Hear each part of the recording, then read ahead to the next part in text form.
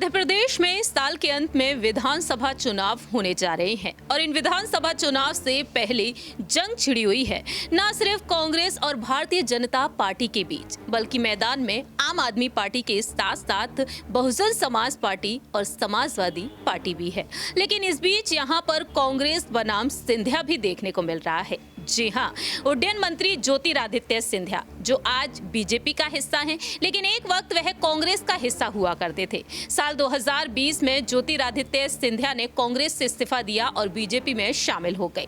लेकिन आज देखा जाए तो सिंधिया कांग्रेस के लिए बड़ी चुनौती बन चुके हैं।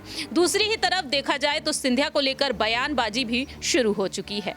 ज्योतिरादित्य सिंधिया को मध्य प्रदेश की सियासत में एक्टिव किया गया है और ऐसे में देखा जाए तो ये बात बिल्कुल भी नहीं भा रही है कांग्रेस पार्टी को। ग्वालियर चंबल संभाग में सिंधिया को अहम जिम्मेदारियां सौंप दी गई हैं। इस खास रिपोर्ट के जरिए एक बार फिर से जानकारी देने जा रहे हैं कि किस तरह से सिंधिया एक बेहद बड़ी चुनौती बन चुके हैं।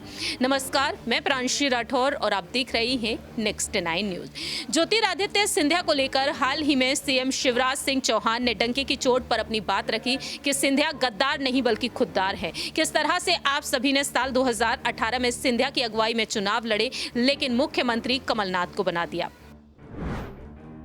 और अब देखा जाए तो सिंधिया को लेकर ये बड़ी खबरें सामने आ चुकी हैं।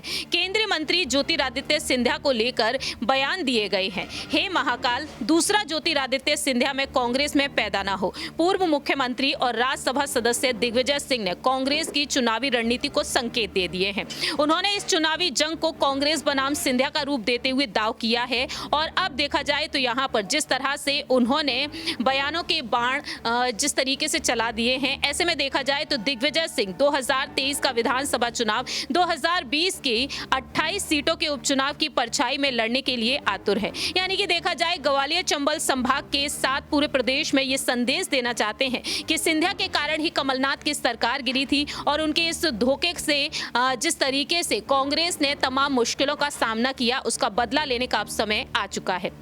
ऐसे में देखा जाए दिग्विजय सिंह सिंधिया पर हमला बोलते हुए कहते हैं साफ तौर पर कि एक और चेहरे का विकल्प दे दिया है। दिग्विजय सिंह ने कांग्रेस की सत्ता में वापसी का दावा मजबूत करने के लिए सिंधिया पर निशाना साधते हुए कहा कि अब कोई धोखेबाज कांग्रेस में नहीं। सिंधिया के अपमान पर जहां एक तरफ उनके समर्थक उतरे, उनके मंत्री विधायक उतर आए हैं, उन्होंने अब मोर्चा खोल दिया है और राजनीतिक तकाजा यहां पर कहता है कि यदि सिंधिया कैंप प्रतिक्रिया ना करता तो दिग्विजय के बयान को मजबूत जमीन नहीं मिलती। लेकिन वह अपनी रणनीति में सफल होते दिखाई दे रहे हैं। तो अब देखा जाए तो यहाँ पर शिवराज सिंह चौहान सिंधिया के समर्थन में हैं।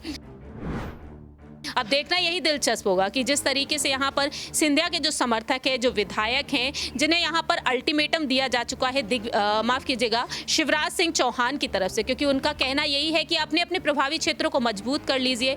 अगर आप यहाँ पर प्रभावी क्षेत्रों में पकड़ को मजबूत नहीं बना पाते हैं तो कहीं ना कहीं टिकट काटा जा सकता है। देखना दिलचस्प होगा कि सिंधिया के समर्थक यहाँ पर कांग्रेस को किस तरीके से चुनौती देते हैं, क्योंकि कहा यह जाता है कि सिंधिया जब कांग्रेस पार्टी को चुनौती देते हुए नजर आए अपने विधायकों के लिए, तो वह बीजेपी को भी बड़ी चुनौती दे सकते हैं। इस खास रिपोर्ट में इतना ही। बाकी की तमाम अपडेट्स के लिए आप देखते रहिए नेक्स्ट 9 न्यूज।